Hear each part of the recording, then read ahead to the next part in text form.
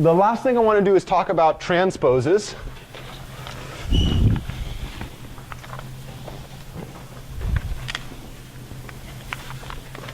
And here's a claim that we're going to make. If a matrix is invertible, then A transpose is invertible. How do I show that a matrix is invertible? What's the whole idea?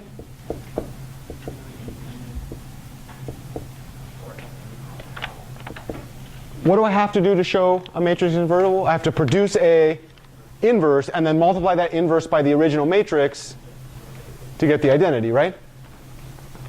Okay.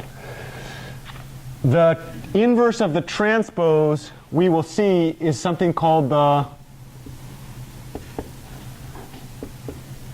transpose of the inverse. Yeah. And in order to show this, I actually need a claim that I haven't formally shown. So note, lemma.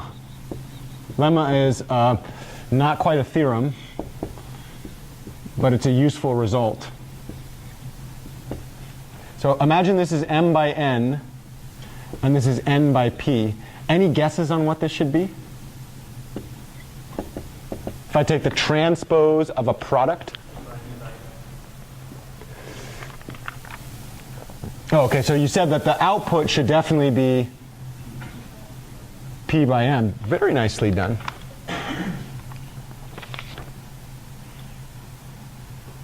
But what about the transpose and the product? Any guesses on what you might do there?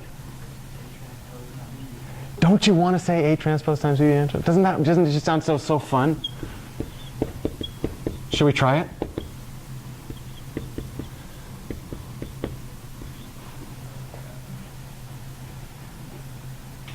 That's good. It's really good. That's the best thing to do. You know what? At some point in my career, I realized that if I specifically made guesses and then screwed up and then took myself seriously, I would never make the same mistake again. Mistakes are very, very valuable. That's a beautiful mistake to make. Do you think you're the first person to fall into that trap? Yours truly fell into the trap. Almost every person that's ever thought about this dilemma has fallen into that trap, right? How would you avoid it? And that's what we just did. Try again, though. You're really close.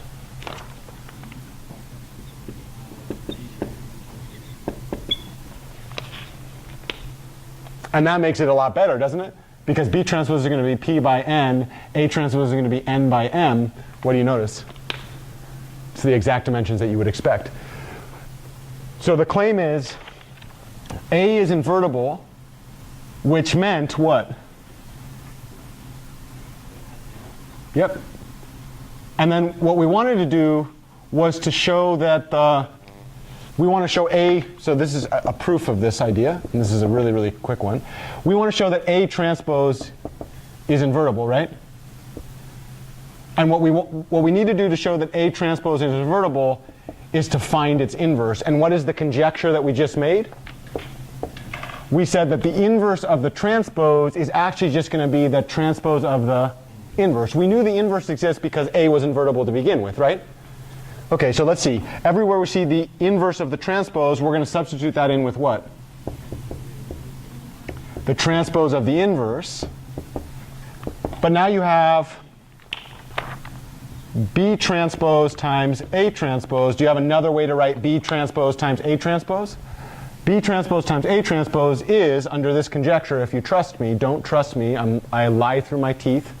I don't know what the hell I'm talking about. Do not trust me.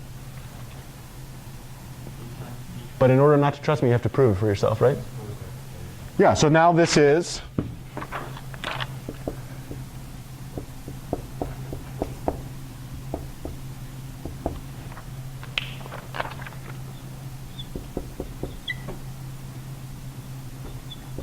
transpose.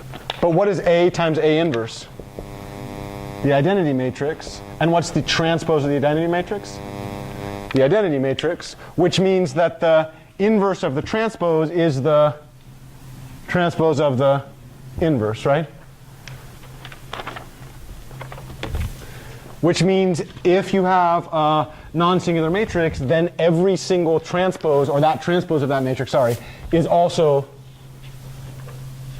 non-singular.